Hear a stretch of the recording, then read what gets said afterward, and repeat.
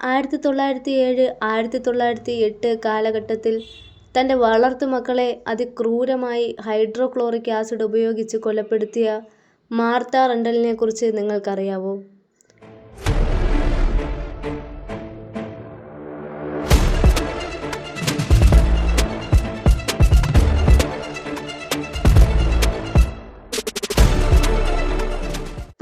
August 1871 ഓസ്ട്രേലിയയിലായിരുന്നു Martha റണ്ടലിൻ്റെ ജനനം. ഒക്ടോബർ 1909 മാർത്ത റണ്ടലിനെ തൂക്കിലേറ്റി. അത്രയും ക്രൂരമായി തൻ്റെ വളർത്തുകുട്ടികളെ ഹൈഡ്രോക്ലോറിക് ആസിഡ് ഉപയോഗിച്ച് മാർത്ത റണ്ടൽ കൊലപ്പെടുത്തുകയായിരുന്നു. നമുക്ക് ആ കഥയെക്കുറിച്ച് അറിയാം. മാർത്ത റണ്ടൽ 1908 തൻ്റെ യഥാർത്ഥ ഭർത്താവിൻ്റെ മകൻ ആർതർ മോറിസിനെ മനഃപൂർവ്വം കൊലപ്പെടുത്തിയതിന് പടിഞ്ഞാറൻ ഓസ്ട്രേലിയയിൽ തൂക്കിലേറ്റപ്പെട്ട അവസാന സ്ത്രീയായിരുന്നു മാർത്ത റണ്ടൽ. അദ്ദേഹത്തിൻ്റെ 2 പെൺമക്കളായ ആനി, ഒലിവ് എന്നിവരെ തൊണ്ടയിൽ ഹൈഡ്രോക്ലോറിക് ആസിഡ് ഉപയോഗിച്ച് കൊലപ്പെടുത്തിയതായും അവർ സംശയിക്കപ്പെട്ടു. കുട്ടികൾ മന്ദഗതിയിലും വേദനാജനകവുമായ മരണങ്ങളിലൂടെയാണ് മരിച്ചതെങ്കിലും അവരുടെ രോഗാവസ്ഥയിൽ നിരവധി ഡോക്ടർമാർ അവരെ ചികിത്സിച്ചിരുന്നു. അവരിൽ ഒരാൾ മാത്രമാണ് അവരുടെ മരണത്തെക്കുറിച്ച് സംശയം പ്രകടിപ്പിച്ചത്. 9 വയസ്സുള്ള ആനിയെയാണ് റണ്ടൽ ആദ്യം കൊലപ്പെടുത്തിയത്. കുട്ടിയുടെ ഭക്ഷണത്തിൽ തൊണ്ടവേദന ഉണ്ടാക്കുന്ന എന്തെങ്കിലും ചേർക്കുക എന്നതായിരുന്നു അവളുടെ രീതി. മരുന്നാണെന്ന് അവകാശപ്പെട്ട് കുട്ടികളുടെ തൊണ്ടയുടെ പിന്നിൽ ഹൈഡ്രോക്ലോറിക് ആസിഡ് ഒഴിച്ച് അവർ കുട്ടികളെ കൊന്നുവെന്നായിരുന്നു ആരോപണം. ഇത് കുട്ടിക്ക് ഇനി ഭക്ഷണം കഴിക്കാൻ കഴിയാത്തത്ര തൊണ്ടയിൽ വീക്കമുണ്ടാക്കുകയും അങ്ങനെ പട്ടിണി കിടന്ന് മരിക്കുകയും ചെയ്യും. 1907 ജൂലൈ 28 ആനി മരിച്ചു. മരണകാരണം ഡിഫ്തീരിയയാണെന്ന് വ്യക്തമാക്കുന്ന ഒരു സർട്ടിഫിക്കറ്റ് ഡോക്ടർ കത്ബർട്ട് നൽകി. ആനിയെ കൊലപ്പെടുത്തിയ ശേഷം 7 വയസ്സുള്ള ഒലിവിലേക്ക് അവൾ ശ്രദ്ധ തിരിച്ചു. 1907 ഒക്ടോബർ 16 ഒലിവ് മരിച്ചു. വീണ്ടും മരണകാരണം ഡിഫ്തീരിയയാണെന്ന് വ്യക്തമാക്കുന്ന ഒരു സർട്ടിഫിക്കറ്റ് കത്ബർട്ട് നൽകി.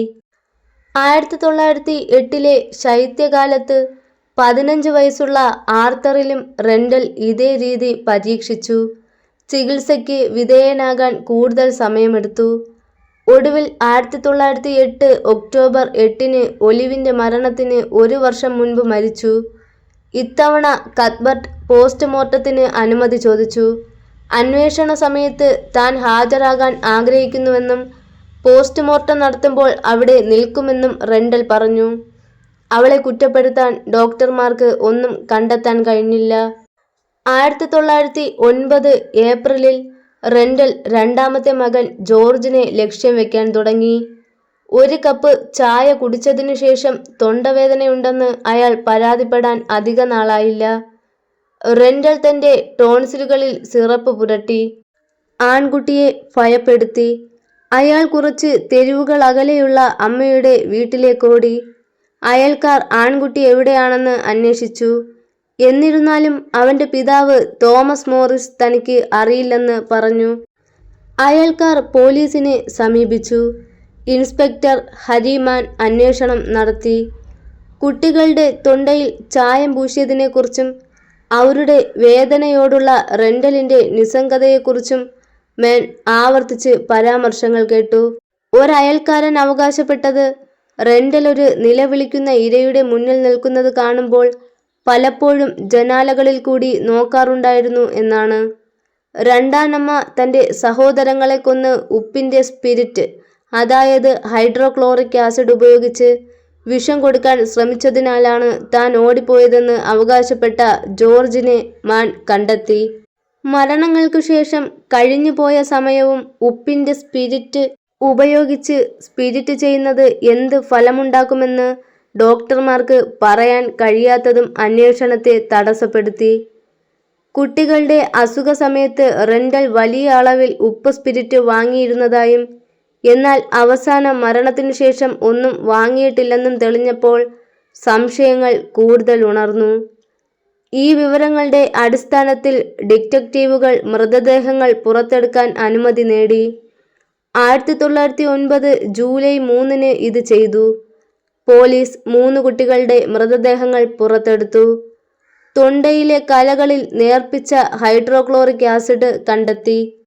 മനഃപൂർവ്വ കൊലപാതക കുറ്റം ചുമത്തി റെൻഡലിനും മോറിസിനുമെതിരെ 1909 സെപ്റ്റംബർ 7-ന് വെസ്റ്റേൺ ഓസ്ട്രേലിയയിലെ സുപ്രീം കോടതിയിൽ മിസ്റ്റർ ജസ്റ്റിസ് മക്മില്ലന്റെയും ഒരു ജൂറിയുടെയും മുൻപാകെ വിചാരണ ആരംഭിച്ചു. പ്രതികൾ ഇരുവരും തങ്ങളുടെ വാദത്തിനായി തെളിവുകൾ ഹാജരാക്കിയില്ല. 1909 സെപ്റ്റംബർ 14-ന് റെൻഡലിനെ ജൂറി കുറ്റക്കാരനാണെന്ന് കണ്ടെത്തി തൂക്കിക്കൊല്ലാൻ വിധിച്ചു. തോമസ് മോറിസ് കുറ്റവിമുക്തനാക്കപ്പെട്ടു. കാരണം അദ്ദേഹം ഉപ്പിന്റെ സ്പിരിറ്റ് വാങ്ങിയിരുന്നെങ്കിലും കുട്ടികളുടെ മരണശേഷം മാത്രമാണ് മാർത്ത എന്താണ് ചെയ്യുന്നതെന്ന് അദ്ദേഹത്തിന് അറിയില്ലായിരുന്നുവെന്ന് വിശ്വസിക്കപ്പെട്ടു. സംഭവത്തിനു ശേഷം ഒരു സഹായിയായി പ്രവർത്തിച്ചതിന് ജൂറി അദ്ദേഹത്തെ കുറ്റക്കാരനാണെന്ന് കണ്ടെത്തണമെന്ന് ആഗ്രഹിച്ചിരുന്നു. പക്ഷേ ഇത് അനുവദിച്ചില്ല. റെൻഡലിന്റെ കുറ്റകൃത്യങ്ങൾ അക്കാലത്ത് പൊതുജനങ്ങളുടെ പ്രതിഷേധം ആളിക്കത്തി. പത്രങ്ങൾ അവരെ ഒരു കടുംചുവപ്പ് നിറമുള്ള സ്ത്രീയെന്നും ദുഷ്ട രണ്ടാനമ്മ എന്നും ചിത്രീകരിച്ചു. റെൻഡൽ തന്റെ നിരപരാധിത്വം വ്യർത്ഥമായി പ്രഖ്യാപിച്ചു. താൻ കുട്ടികൾക്ക് ഡിഫ്തീരിയ ചികിത്സ നൽകുകയായിരുന്നുവെന്ന് അവകാശപ്പെട്ടു. 1909 ഒക്ടോബർ 6-ന് രാവിലെ 8 മണിക്ക് ഫ്രീമാന്റിൽ ജയിലിൽ വെച്ച് അവരെ തൂക്കിലേറ്റി. ഷെരീഫ് മാധ്യമങ്ങളെ വിലക്കിയിട്ടും 25 പേർ വധശിക്ഷയ്ക്ക് സാക്ഷികളായി. ഫ്രീമാന്റിൽ വധശിക്ഷയ്ക്ക് സാക്ഷികളായവരിൽ ഏറ്റവും കൂടുതൽ പേർ മാർത്ത റെൻഡലിന്റെ വധശിക്ഷയ്ക്കായിരുന്നു. ഫ്രീമാന്റിൽ സെമിത്തേരിയിലാണ് അവരെ സംസ്കരിച്ചിരിക്കുന്നത്.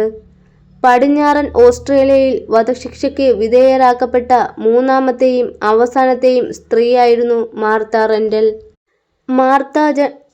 മാർത്ത റെൻഡലിന്റെ വധശിക്ഷയ്ക്ക് ശേഷം ജയിൽ ജനാലകളിൽ ഒന്നിൽ ഒരു മായ പ്രത്യക്ഷപ്പെടുന്നു. അത് ജനാലയുടെ പുറത്ത് മാത്രമേ കാണാൻ കഴിയൂ. പള്ളിക്കുള്ളിൽ നിന്ന് പുറത്തേക്ക് നോക്കുമ്പോൾ ഗ്ലാസ് മിനുസമാർന്നതും തുല്യവുമാണ്. അസാധാരണമായ ആകൃതിയോ ഘടനയോ ഇല്ല. പാരഡോലിയയുടെ ഒരു ഉദാഹരണമായ നഗര ഇതിഹാസം പറയുന്നത് ഈ മായ ജയിലിനെ നിരീക്ഷിക്കുന്ന റെൻഡലിന്റെ ഛായാചിത്രമാണ് എന്നാണ്. വളർത്തുകുട്ടികളെ അതിക്രൂരമായി കൊലപ്പെടുത്തിയ മാർത്ത റെൻഡലിനെ പരിചയപ്പെട്ടല്ലോ. ഇതുപോലുള്ള ഒരുപാട് കില്ലേഴ്സിനെ ഇനി നമ്മുടെ വീഡിയോയിലൂടെ പരിചയപ്പെടാം. അപ്പോൾ നമ്മുടെ ചാനൽ ആദ്യമായിട്ട് കാണുന്നവരാണെങ്കിൽ വീഡിയോസ് ഇഷ്ടപ്പെട്ട് കഴിഞ്ഞാൽ ലൈക്ക് ചെയ്യാനും അതുപോലെ തന്നെ ചാനൽ സബ്സ്ക്രൈബ് ചെയ്യാനും വിട്ടുപോകരുത്. അപ്പോൾ നാളെ പുതിയൊരു വീഡിയോയുമായി കാണുന്നത് വരെ ബൈ ബൈ.